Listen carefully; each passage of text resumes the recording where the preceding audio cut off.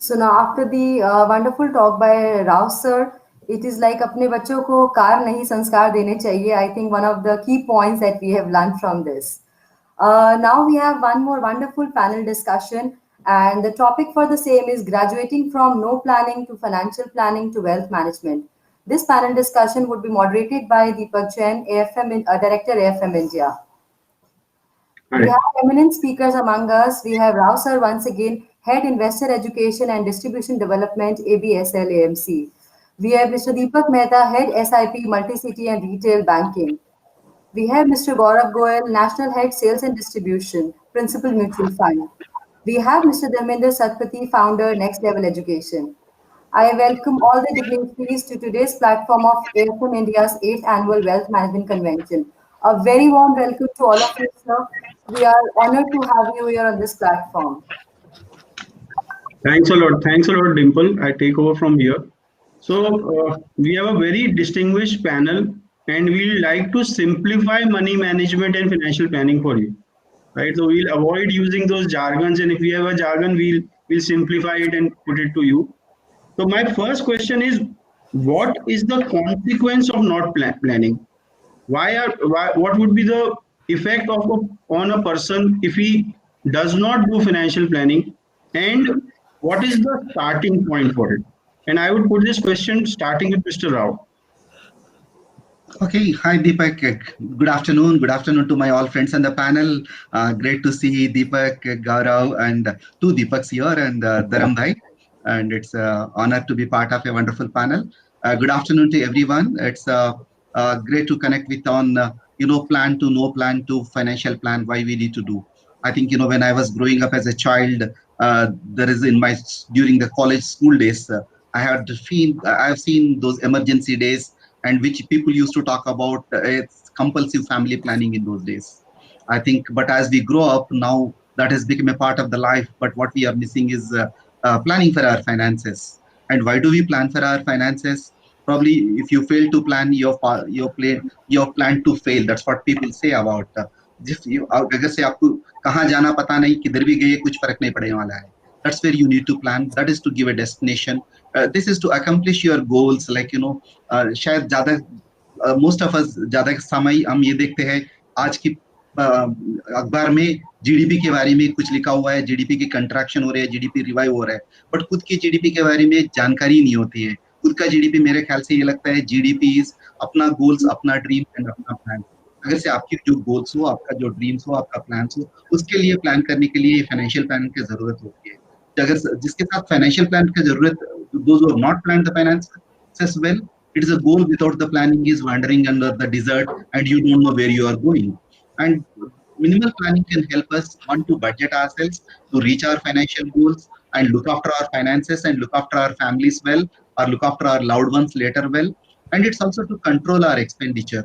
Otherwise, like we never had a today in India, it is we are into a very difficult scenario. I mean, we can't celebrate Diwali, we can't celebrate Holi, but har hafta there can be one festival happening in one of the e-commerce sites. It could be a great festival of Amazon or great festival of the Flipkart. Then your spending can go without planning haywire, and you end up your credit card. Then you end up paying 30% of these things. And and whether you are rich or not, you still have your goals. And whether you are small or big, you have a goals. And all that you need to accomplish is you need a plan. This is a navigation tool, and it helps you to discover where you want to go. It helps you to plan how you can go, and it helps you to accomplish how you can accomplish. That helps you to achieve what you want to achieve. That helps you to act according to. That helps you to avoid what you can avoid. All of us here and the audience, I can say, ask 3 questions for yourself. Today, the time is with you, and you may be working and you are enjoying. Will you be able to continue the same pace? I think COVID has given us a very learning. Life is not the same of the post-COVID.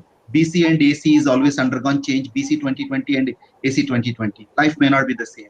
And second, will your income is there forever? I think again COVID has taught us. 66% of the people have lost their jobs. Sorry, lost their income. The downside their income, and almost 40% of the people have lost their jobs. Then will your income will be the same? Third question is, will you be able to live on the terms and conditions as you are living today after your retirement?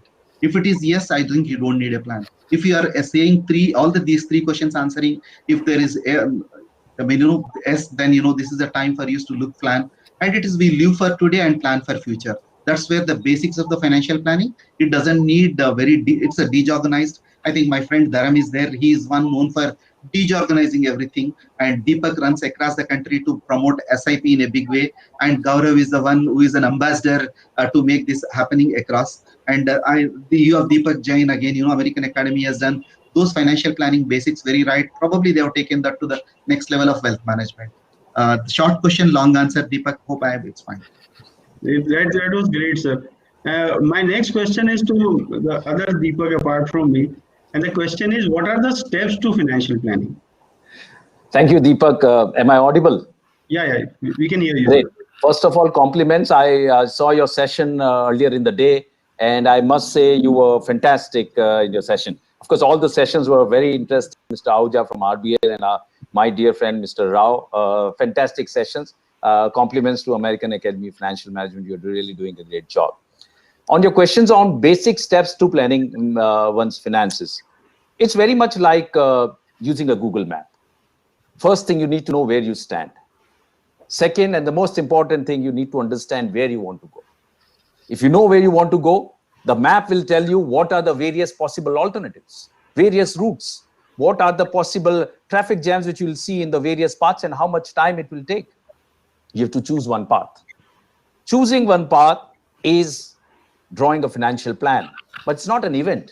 It's a process. So continuously while you are traveling towards your destination, towards your financial goal, towards your life goal, you will keep reviewing it time and again. In a city like Mumbai, we have so many dharnas and so many road jams or the roads are closed at times. So on the way, you have to judge whether you're on the right path or not. And if not, then you reevaluate and revisit the plan. So I will compare it with the Google, using a Google map, that a financial plan is basically a way to reach your financial goal. You need to know where you need to go. And once you have decided on a path, to stick to it with discipline and keep reviewing as the situation changes. That's my way of looking at the steps for financial planning. Great way of explaining that, sir. My next question is to Mr. Gaurav. And the question is, what are the risks involved in moving from the state of finance you are in today and to where you want to go? And what can be done to mitigate those risks? Okay. Thanks, Deepak, and thanks, American Academy, for giving me this opportunity. I think it is an excellent initiative, and my compliments to you and your entire team for organizing this. And I am honored to be part of this privileged panel along with some of my great friends. So great to see all of them. I think pretty much, it's a very relevant question which you have asked, and I would, just take it forward from the chronology which, Deepak talked about, in terms of the Google Maps. And I think if we really see in terms of what kind of the risks which are there, it's like the similar risk which we, it's basically what is the financial planning. It really helps us to move from point A, which is our current state, to the point B, which is, basically our goals. And similarly, for example, Deepak explained that beautifully in terms of with an example of a Google map. And I think pretty much the risk are that, okay, there could be traffic jams. Okay, they could be, and then, maybe you have to adjust to a different route which is there and then, follow it. It could be, similar, for example, if you are, you take a flight and you are, moving from, let's say you're taking a flight from Bombay to Delhi. Now, during that entire journey, yes, there could be some kind of disturbances which are there. And those times, you have to just kind of tighten your seat belt, be there on your seat and then continue, forward your journey, have the trust on the pilot who's actually flying it. And then, you will reach your journey. So, and similarly, in terms of when you are doing the financial planning and you are making the planning based on certain assumptions. So, for example, what are your inflation assumptions? What are your return assumptions?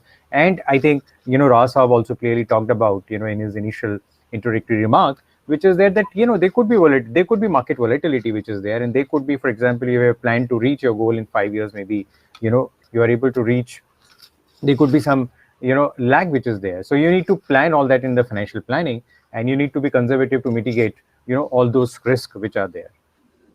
That's great. Dharmin, would you like to add to that?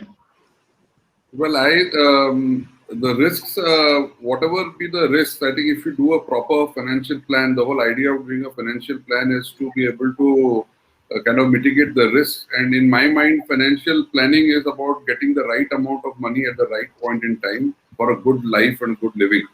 So it's not about maximization, it's about optimization. And when you think about optimization, you have to keep risks accordingly in mind. One of the risks in my mind is greed, and the other risk is fear only. So these are the two basic risks. As long as we have that in control, I think the other risks have to be managed through the financial planning process and the asset allocation process. But for me, financial planning, I would say, is having the right amount of money available to you at the right point in time. So in a sense, if you have a lot of money available to you towards the end of your life, I would not term that as financial planning. At every stage of your life, we have certain goals, and those goals only are relevant for that point in time. And at that point in time, when you have the money available, that also in liquid form, which you can spend it and convert your dreams to goals, I think that's great financial planning. So yes, the risks, as Gaurav said, is certainly the market risks and volatility risks, etc. But greed and fear and behavior is also a big risk, and financial planning in a way puts that in place. Great. There's a question which often comes, then at what point of time does financial planning and wealth creation not be in sync? Right? So we have situations where my planning says something, but I always want to do creation, and I'm not focusing on the other aspects of wealth management, which might be preserving and transferring of wealth. So this is a question to Rao sir. At what stage should we think about moving from this stage to the other stage? Yeah, thanks, Deepak. I think I'll take the precedence from the earlier when Deepak, Gaurav, and Dharam said on how the whole journey is taking place. I think Deepak has given with the right analogy when you are using the GPS. You are going to your destiny, and when Gaurav was talking about you are in a journey of the flight, there could be a headwinds, there could be a tailwinds, all that you need to stay adjusted, and optimization. When you look at all these things, the next generation, next level is to go is creating the wealth. Financial plan will give us a basic direction what I need to do with our money, and financial planning is very essential because whether you are a short-term goal or medium-term goal or long-term goal, it has given an opportunity for you to identify your goals and budget accordingly. For example, somebody has got a right financial planning, I'm sure he or she would have got a right contingency planning. In the last 8 months, the people who got a contingency fund was the people who were having less victimized and less impacted, and they would have worked on other things because there could be a job loss, there could be a salary cuts, which are the things which are very painful, which have happened, and this has helped them. But yeah, you rightly said, it's all that we need to look at is prosperity, right? We want to live in the prosperity. We want to create wealth. We want to sustain and grow wealth, and we need to build wealth. All these things, just go little beyond financial planning, and financial planning added with a financial services that will create you a wealth management. I keep telling, I used to do a lot of investor education programs on the ground. I used to tell people, do you have your 4G network? Your finances also got a 4G network. This is a 4G. I'm not talking we are entering into the 5G. I do understand. And the 4G network is, first, all of us are getting our money, and getting our money as need. That is alone is not sufficient. If I'm earning my salary or something that cannot be kept idle. That money need to be grown. And that's the second G is get your money, grow your money, and third one is you need to guard your money. You need to protect your money. And last one is you need to give your money. This is where the wealth management will come to us in a place where you have a wealth creation, and it's you're creating the wealth, you're protecting the wealth, and you're distributing the wealth. And to get this understanding, I think wealth management is a whole process. If I go back 2,400 years before in Indian Ardhashastra, this is Chanakya himself said about wealth creation, and Chanakya has not defined wealth creation as the entire wealth management as not 3, but he has created wealth management as a 4 steps. I think I was this is a four steps. The first one he talks about is a wealth identification, where you are earning wealth and how you are earning your wealth. Then you need to go for the other steps of the wealth management, where you need to create your wealth, you need to protect your wealth, and you need to distribute your wealth. And to get that right, I think wealth management helps, and wealth distribution is makes a lot of difference. I think I was listening to earlier your session where you are talking about the succession planning. I would have created a lot of wealth if I have not passed it on to right either to the next generation or to the charity or the way I want it. Then my entire wealth has not served the purpose of creating wealth for me. I think this also helps me if I'm having these 3 W's in place. I think, I also got an art of risk management. I think earlier Dharam was talking about the risk management. Here helps me to create a wealth, and this art of risk management is ART, art of the risk management. It can help me to avoid the risk, or it can be help me to reduce the risk, or it helps me to transfer the risk. This is where I'm protecting my wealth. And the last but not the least, I think when you always talk about succession planning, I mean, we all got used to in the financial planning era. We talk about SIP is a simple, systematic investment planning. Our, Deepak is an who handles a big SIP book, and here this SIP is for me is succession and inheritance planning. Means our journey here, financial planning to wealth management is SIP to SIP. I will quote again Chanakya Chandragupta and Arthashastra when he says all this wealth management need to be done with some kind of ethics. What he says is dharam hai to ardh hai and adharma hai to anarth hai. I think we need to manage that money very ethically. I think. Great, sir. Great. Yes, Deepak ji. Yeah, Mr. Deepak Mehta, I just wanted to know, for the benefit of all the listeners, how do you set your financial and wealth goals? How did you identify them, and how do you set them so that you know what your destination is, and how do you actually put it on paper? Very good question, Deepak. I think all of us who have spent enough years in this business and in life would know that these are not permanent. This is something which keeps changing. So today, a 23-year-old may set a certain financial goals, and as he travels the path, probably 5 years, 10 years, 15 years down the line, he would realize that he's probably achieved those financial goals which he had set for next 30 years, probably in the first 10 years itself. But more importantly, his financial goals would have changed. When we came to the city of Mumbai long years back, that time having a house in Mumbai was a big dream. Something which, if you could achieve a good house in Mumbai, a 1 BHK or a 2 BHK would be good. As we went along, it became 3 BHK and then 4 BHK. And, the human desire and wants and wishes don't end. So financial goals, while when you're doing a financial planning for any customer or any client, you do fix up the financial goals. You set financial goals, you set roadmaps. But this is something which has to be reviewed on a regular basis. And I think this is a process which will keep evolving, and that is what the human nature is all about.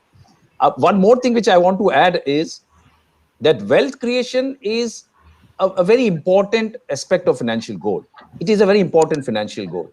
So as soon as you finish with your basics, your emergency funds, your health insurances, your term insurance, comes wealth creation. And before you talk of wealth transfer or wealth protection or even succession planning, you need wealth creation. So wealth creation, in my view, is a very important financial goal. And of course, only when you are able to successfully create that, you would look at enhancement or transfer or succession. Great, sir. Mr. Gaurav, you would like to add something to that? So I think clearly in terms of, as Deepak said, I think, financial planning is a process, and it is like your goals will keep on changing. So once you achieve that, you have another goal which is there. But, clearly I think 1A is, of course, when we are doing a financial planning, there is a constant review which is required.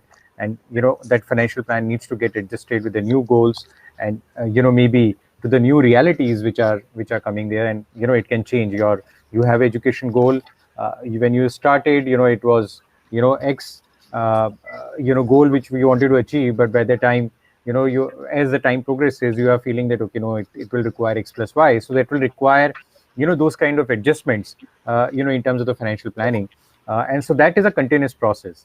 While I think at a stage where your most of the life goals, which are, your basic goals, whether it is your education goal or your marriage goals, or owning that your dream house or a dream car, and your child education, marriage, and retirement. I think once those are achieved, I think clearly then the phase which start is in terms of the wealth part, and the wealth planning part is clearly important, because you have already created assets, and then your focus is in terms of how do you preserve that assets, how do you kind of ensure that okay, those assets are growing, or maybe, for example, Rasa talked about it, and that is also very important, the give part of it. And a lot of people also look forward for in terms of how they want to contribute to the society using the wealth which they have created, and therefore there is a planning which is required. So I think the initial stages, it is all the financial planning, which is clearly evolving process and a continuous process which is there. But once most of the goals are achieved in terms of your financial goals, then of course you get into that wealth goals, and then according to your individual needs, then you kind of plan for that. Great, sir. Great. My next question is to Mr. Dharmendra. I'll give a situation to him that I am a 25-year-old person. I've just started earning, and I just got married, and now I want to start my financial planning. What should be the steps, and what should be the first steps to manage my money better in such a situation? See, this is a very relevant question for the times that we are living in, where automation, and then now we have the lockdown, and you have artificial intelligence, which is now there to kind of replace many jobs. I think a 25-year-old person, when I was a 25-year-old, I always thought that I'll retire at 60. Today, a 25-year-old, and hence we did other planning, like having a house was relevant, then having a car was very relevant. So those were the early goals. But today, if I were to talk to a 25-year-old, and which I do so often now, first I tell them they need to plan for their financial freedom. What is happening is the lifestyle of a normal executive, the duration that was 30, 35, 40 years earlier is contracting, and it is becoming like somewhere in the 20 years or even 15 years going forward. So they are having a very short life where they can make a good amount of money in terms of salaries could be high. But I think it's very important for a 25-year-old to know that he needs to create wealth fast and have a financial freedom plan, so that at some stage in his life, he doesn't have to depend on a job. Okay, so that in my mind is a big change that's happened now. And all youngsters need to be far, far more cautious, because if they lose 5 to 7 years of that 15, 20 years that they have, it's going to become very, very difficult for them unless they have money from their parents' side or the wealth already in the family, then they can survive. So things have become far, far more challenging for youngsters now.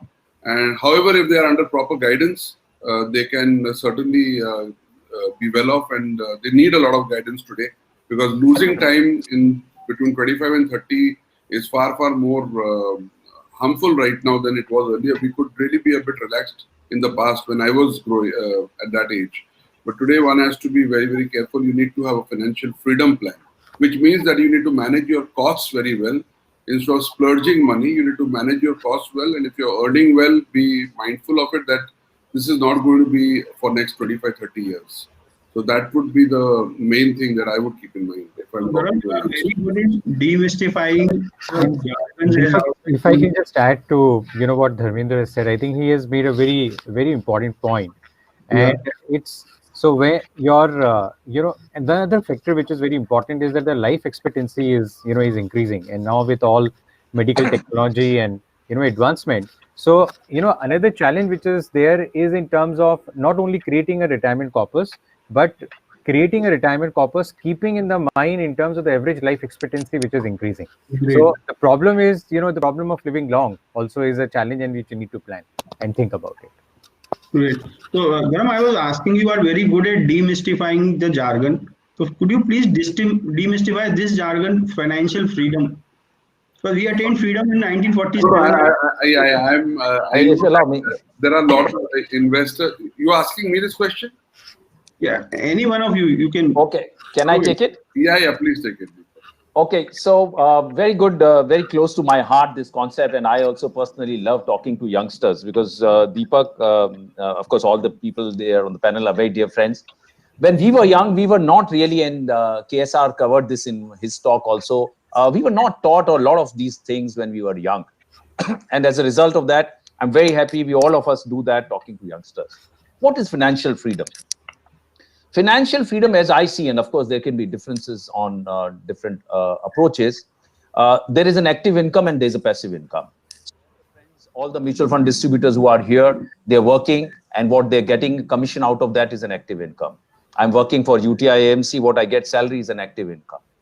In my view, financial freedom is a stage where you have able to create a pool of wealth, which is sufficient to create reasonable amount, which is sufficient to create enough income that can take care of your expenses. So you're not dependent. Dharmendra touched a very, very important point. The entire scenario has changed. A 25-year-old today cannot be sure that he's going to work for 35 years. He'll not lose job. He'll not become redundant. There's every possibility with the technology, with the changes which are happening, that he may not be able to survive. And what he needs to reach to a goal of a financial freedom at the earliest, and that happens by aggressively saving in the early part of his career, is what I believe. Over to my colleagues if Gaurav or Dharmendra wants to add. Yeah, so same. I would say the same. You got it.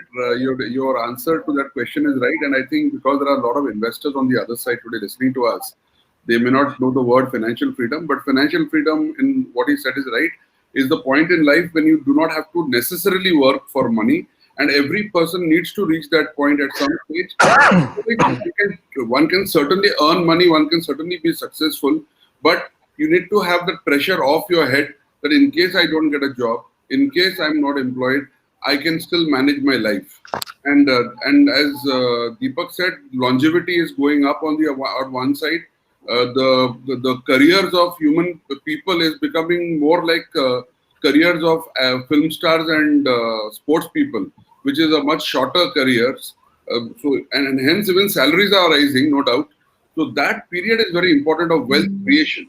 Once you have done a good amount of wealth creation smartly, then you can manage your wealth through the rest of your life. Financial freedom then gives you the freedom to experiment and succeed in whatever you are trying, but with the confidence that if something fails, you are still safe. Great, sir. Correct. Yeah. So I just wanted to just share, and I think incidentally, this is something which, about 2 weeks back, my school from where I passed out, they invited me to actually talk about the financial freedom to the, students, and I took that, session with them. It was very interesting. And I think what Deepak and, Dharam has said, clearly, I think one of the ways, while we are talking about the financial freedom, but if you have to achieve that, I think the one thing which we have to work as an ecosystem, as a society together, is about the awareness about, this entire concept in the financial freedom. And because that's a starting point. If I remember, for example, it's later in my life only, I came to know about all those concepts. And therefore, I lost a lot of valuable time, okay, which is, in terms of the investment, which can help me to achieve my financial freedom. So I think one of the things, the way we can achieve this financial freedom for us in the society is by creating awareness at a very, very early stage. And I know, Rao sir does a great work, doing that with a lot of passion and enthusiasm and institution. But I think that is where the starting point is to achieve the financial freedom. Great. So in the end, I'll ask Thank you so much, Gaurav, for the good words. In the end, I'll ask Rao sir to conclude with a message to the investors of today, investors and savers of today. Thank you so much, Deepak, and thanks to my co-panelists, Deepak, Gaurav, and Dharam. And it's all friends. The simple way to connect is your money is most important. You are making your money, you are earning your money. It's all that you need to make sure that your money is serving you for the lifetime or for the generation or to someone. Even I keep telling, it's a time for us, some of us who are earning little more, it is a time for us to give for the charities. In fact, my friend, Deepak is here. He's a SIP king, I can say about SIP. I keep telling people, you do SIP in SIP. That is, your investments every month should go to first SA savings. That is your contingency fund. You can create a corpus. And second, yes, in I, that is investments, that is your financial goals, financial plans. And last, S in P, that is in philanthropy. Give something to the charity where you can plan for it. I think financial planning not only for yourself, financial planning for your generation, and financial planning to somebody who is underprivileged, or whom we can serve, or where you can, I think, this is a nation where in the next decade we can look at somewhere it is growing bigger. And one, you need to be participating in that growth of the nation. At the same time, ensure your co-friends, others are joining there, which is where your financial plan, your wealth plan is the most important. And ensure, for me, LIFE is a life that is a living in financial empowerment.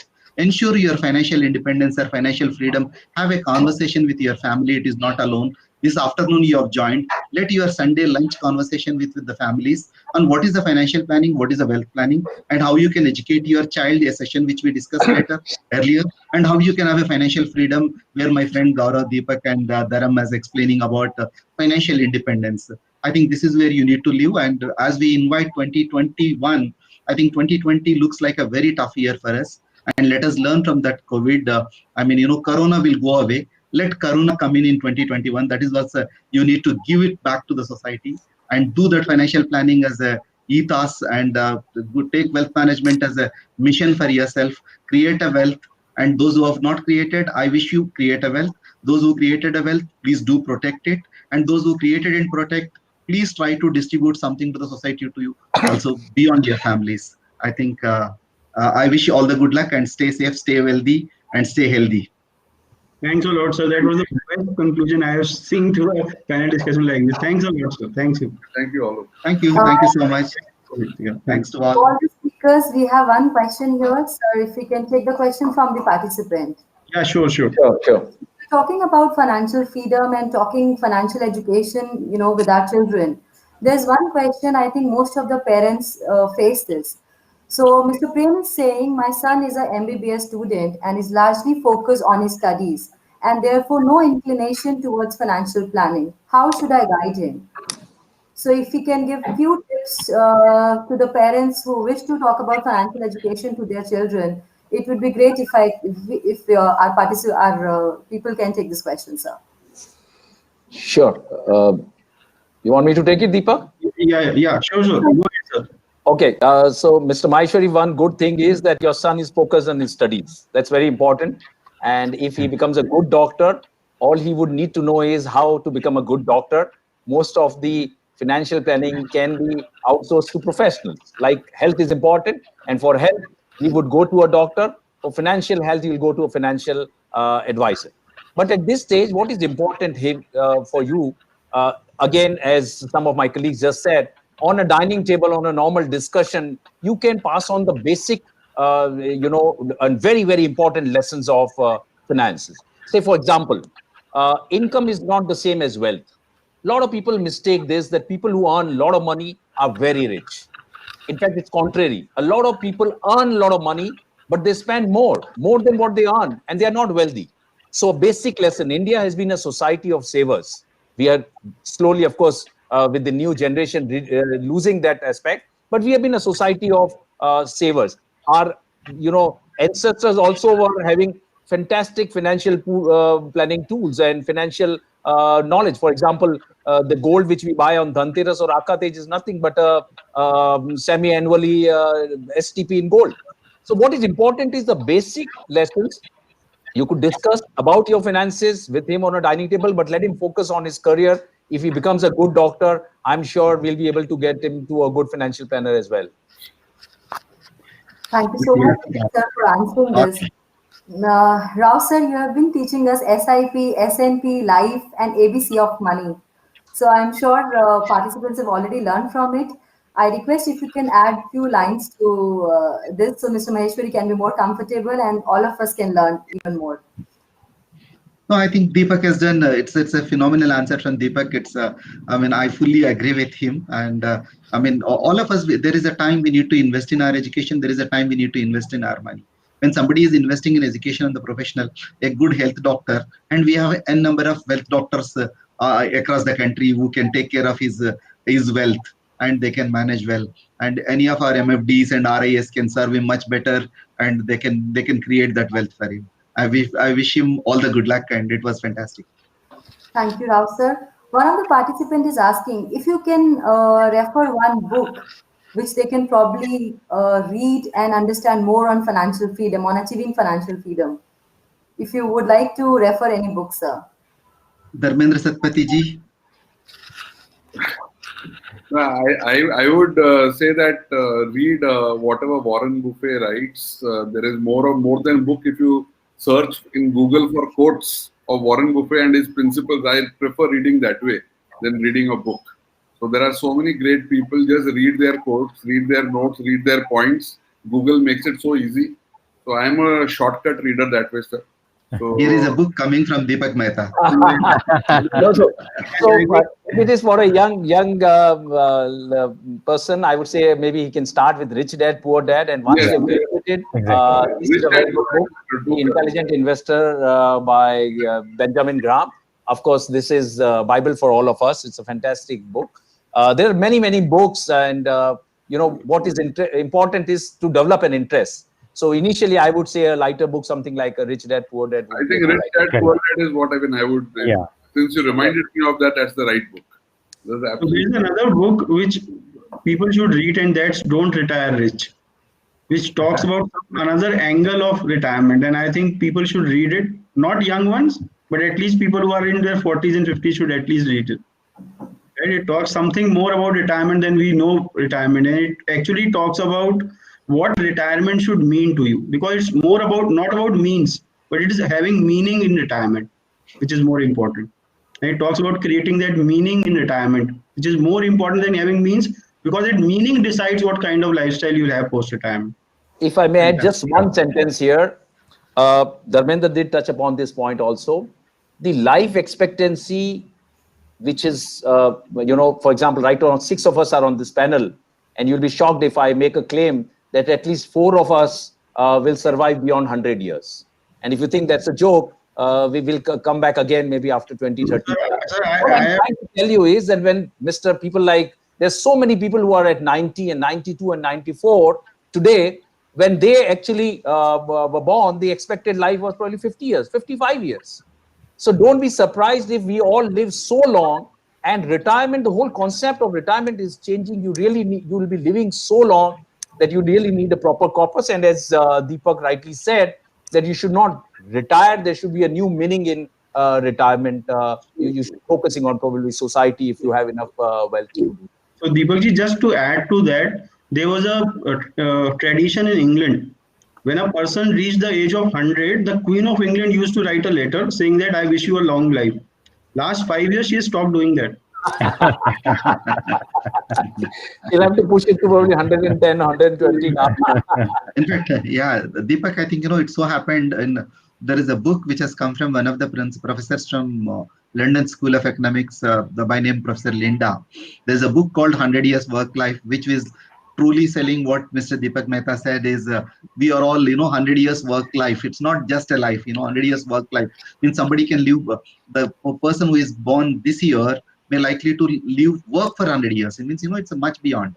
We all need to plan for our retirement, and there should be a meaning, and you can't live without money, and money has to be, you have to ensure that you need a substantial wealth with you and manage that wealth rightly. Thank you so much to all my eminent speakers who have been part of this panel in Investors Meet. I'm sure this has been a very encouraging and enlightening session for all our attendees. As we are feeling so positive about our life expectancy, especially in these COVID times, I wish everyone attending this session, everyone present here, a very healthy life ahead. Thank you so much for sharing your thoughts on achieving financial freedom. I am sure even if we start from today, we are not late. And sir, at the end, I have picked up one statement from all of you, sir, that we should actually make our money work for us to have a healthy retirement life. So I wish you all the good luck for future. And thank you so much for being part of the panel discussion. Once Thank again, you so much, Dimple. Thank you, Deepak. Thank you all. Thanks to each one of you. Stay happy. Stay happy.